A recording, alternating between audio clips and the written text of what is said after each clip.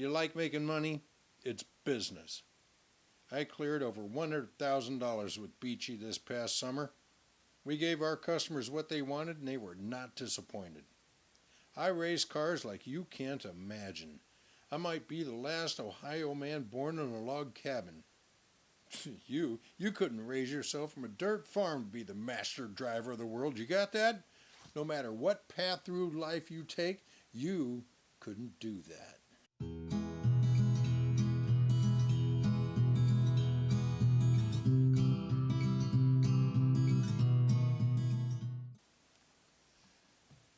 Harold Osmer, Automotive Book Reviews. Look at that. It's a beauty. Master driver of the world. Tell me, who's the master driver of the world? Who will always be master driver of the world? Barney Oldfield. No one else can make that claim. How do we know? Barney Oldfield, master driver of the world, he won the Cactus Derby in 1914 and was proclaimed as such on the back of the very beautiful gold medal that says the winner of this medal is hereby noticed and recognized as the master driver of the world. It was a big deal back then. He won the Cactus Derby in 1914, and that's what this book is about. Now, this book by Mark Dill doesn't exactly chronicle the race in a factual sense, let's call it, a technical sense. It is a dramatization of the race that went on, based on all of the facts. There's nothing made up here. I can tell you that for sure because I've written several articles about the Cactus Derby, and I wasn't looking for problems in the book, but I was very aware, or I would be very aware, if they showed up. They didn't show up here. Now, it's a dramatization, so it's like I'm sure he's making up a little bit of story, a little bit of the text, a little bit of the dialogue that goes on, but beyond that, everything else that goes on here, very much true.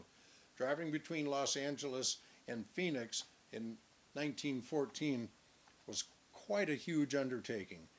There were roads, paved roads in Los Angeles in 1914, and in small towns, it had some of that. There was a lot of grading that went on. In fact, that's where they would come out and drag the main street. That was the main drag. That they would come out and they would either throw gravel or dirt or whatever. But in between these towns, it was anybody's guess. And certainly between states, there was a lot of just open space where you're just following basic established routes, and there you go. Now, this book does a decent job of covering the whole thing. It took a couple of days to get there, and there was something, it's really fun, the Howdy train.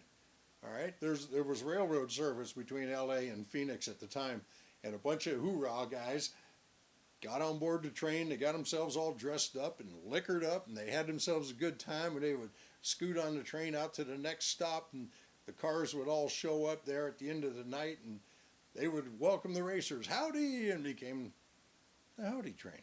So there you go.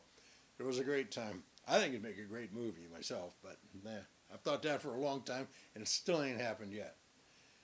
Just the same, Oldfield was up against all his contemporaries, all the top-notch guys. He happened to have a Stutz Indy racer that he was out there running with. Imagine an Indy car of today going out and trying to drive, I don't know, the Baja race or the Mexican road race or the Las Vegas race across it. He wouldn't get 3 miles before that car would bust up. He did it back then. Barney Oldfield did. He got hung up at a river and got pulled through by a mule team. Mule team was there by, not by chance, but because the organizers of the race understood guys can get stuck. So they had him out there so they could pull him through, and they did. They pulled him through. And that's one of the reasons that Oldfield wound up being successful in his event. He got covered in mud. His riding mechanician, Mr. Hill, had some drama, busted up his hand really bad, but he refused to give in. He just said, I got to ride with you, man. He said, well, I can't have you riding with me unless you can hold up your end. He held up his end.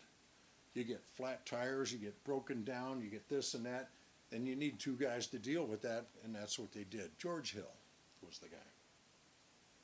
This is a neat book. It's 100 and some pages. It reads real fast.